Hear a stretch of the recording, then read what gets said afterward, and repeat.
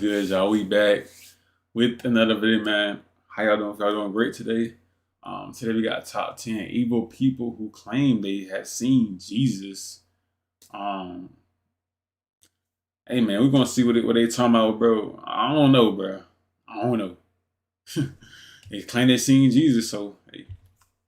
Christianity, like many religions, can be a Quote, wonderful unquote, way for people Jesus. to find a community and a set of beliefs which they might use to guide their lives in a productive and kind manner.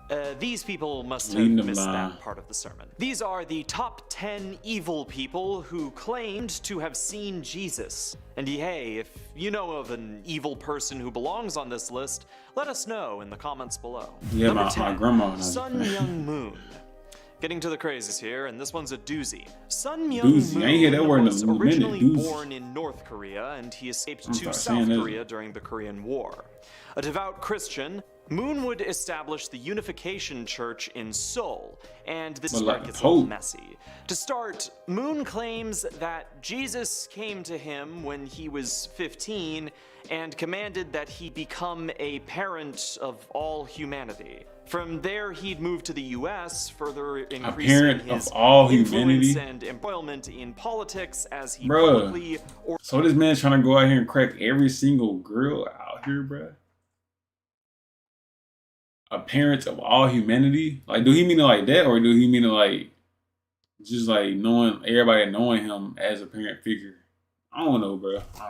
Ordered members to support Nixon during Watergate. This move gave the church national attention, and he would use this to continue to push his message that he was the second coming of Christ. Not to mention that he was also extremely open in his homophobia, encouraged acts of violence to be committed against anyone who was LGBTQ. Moon was also convicted of tax fraud in the 80s, and so overall, the Unification Church is just a very contentious organization. Number 9, Pat Robertson. Bro. Now, compared to the rest of the list, Patrick is fairly tame, but I would say he's just about as evil as anyone. Founder of the Christian Broadcasting Network, Robertson is one of the most prolific televangelists the world has ever known. Using this as a speaking platform, Pat Robertson's sermons are wild things to watch. He has claimed that many other religions are satanic, claimed that his prayers have deflected hurricanes, and implied that Hurricane Katrina was God's punishment for the United States allowing abortions. He's even claimed that the Haiti earthquake happened due to a curse from a time when the Haitian slaves rose up in revolution against their masters and made a pact with Satan. Not to mention his book, The New World Order, says things that are so deeply anti-Semitic they'd make Kanye blush. Yeah, I guess real good Christian otherwise. 9 out of 10 guy. Number 8, Fred Phelps Sr. I will keep this quick, it's honestly more than he deserves. Phelps worked as a lawyer for a while and was formally disbarred, and he looked crazy. About 13 children, several of which have described him to be borderline sociopathic. In 1955, this loser founded the Westboro Baptist Church, one of the scummiest churches in American history. Despite having only roughly around 70 members, the WBC members have been an absolute menace to the surrounding community. They're known to picket the funerals of members of the LGBTQ, as well as veteran and disaster victims. His children are just as bad, excluding the ones that managed to escape, and when Phelps died in 2014, they didn't attend his funeral, and honestly, no one else should have either. Number 7. Paul this man got some hard feelings against you. Troubled child, undergoing religious conversion, he would study theocracy and get married, becoming a minister for the Presbyterian Church of America. He would continue his work as a minister for about a decade until, after making a number of anti-abortion statements on live television, he was excommunicated and defrocked in 1993 after making a dangerous call to action on live TV, encouraging the attacks on abortion providers under the banner of the Army army of God, which we'll get to later. Yeah, abortion, that's a whole different topic for a whole other video. Florida, Right? taking the lives of John Britton it's a whole bunch of ways you can say that's good about it or bad about it. June You know what I'm saying? He was arrested and represented himself in court, claiming that his actions were made defensively, and he was executed in 2003. Number 6, Michael Bray. Michael Bray was yet another minister who conspired an attack on an abortion clinic. Originally working as a midshipman, he is suspected of founding the Army of God and authoring a number of their books, which contained details for means by which members could carry out their attacks. Despite his arrest in 1985 for the possession of unregistered explosive devices, Bray would only serve 4 years in prison, and his organization would come under investigation from the FBI. Bray has become a figure who continues to publicly support attacks on. I've been seeing this like Number 5. Each person really got something against abortion, bro. I would like to blame this guy for the last 2 entries on this list.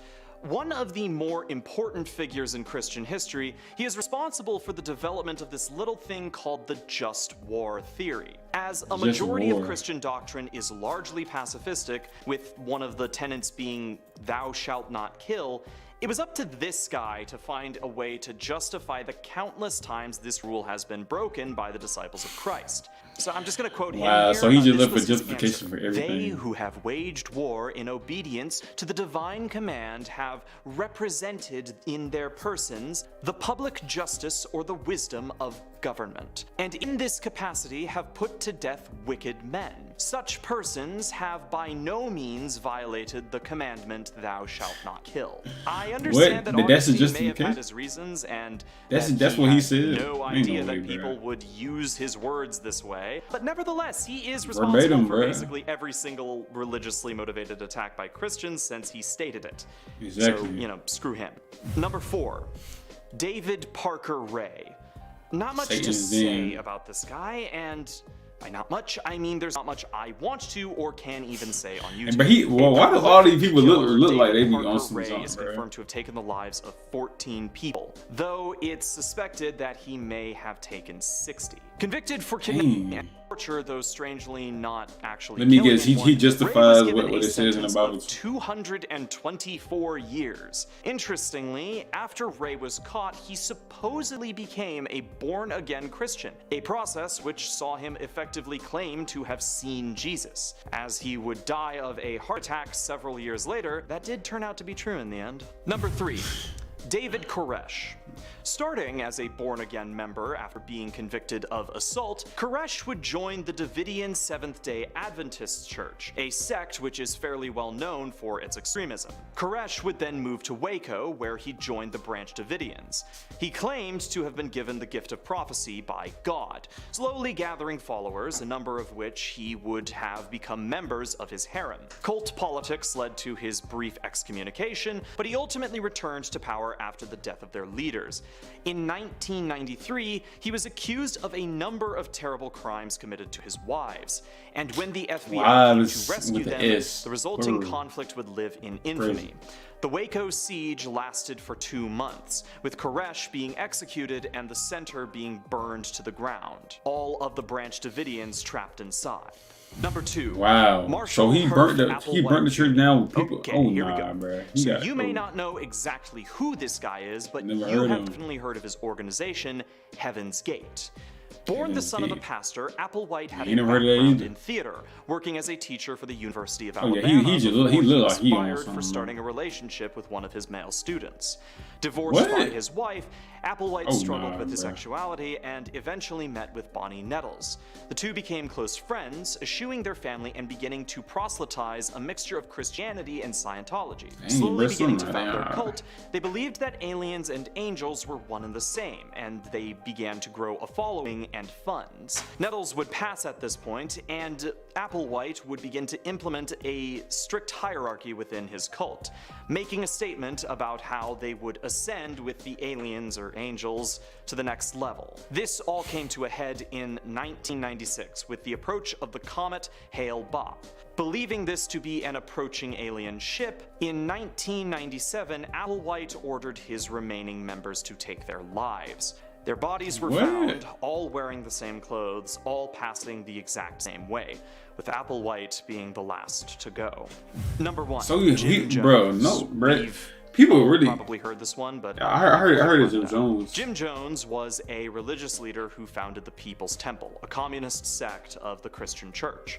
Prophesized to be a great leader. How can people begin people to follow him? People be so Jones gullible, would begin to cultivate a following, gullible, displaying supposed supernatural powers and abilities, which were supposedly manifestations of his holiness. He would claim to be the prophet Elijah returned, and was praised for his progressive thinking, winning a Martin Luther King Jr. Award for his humanitarianism in 1977. Martin Luther King Jr. Despite his claims of prophetism and strange behavior, he was generally well liked. Moving the temple to Guyana, he would begin to attack traditional Christianity and fascism around the world. Naming his new home as Jonestown, he began to abuse drugs and implement white knights, which were paranoid defensive strategies against perceived threats. Eventually, he would order the assassination of a visiting congressman. But when the congressman's party survived, he decided that the entire compound would commit an act of mass self-annihilation.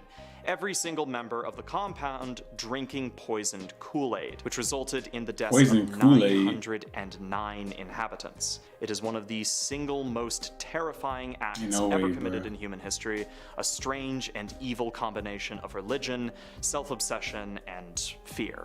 Thank you for watching. Please like and subscribe. Man, so he made 909 people drink Kool-Aid that was poison. Like, bro, what be going on with people, bro? Like, hopefully y'all like the video, bro. Yeah, man. See y'all tomorrow, bro.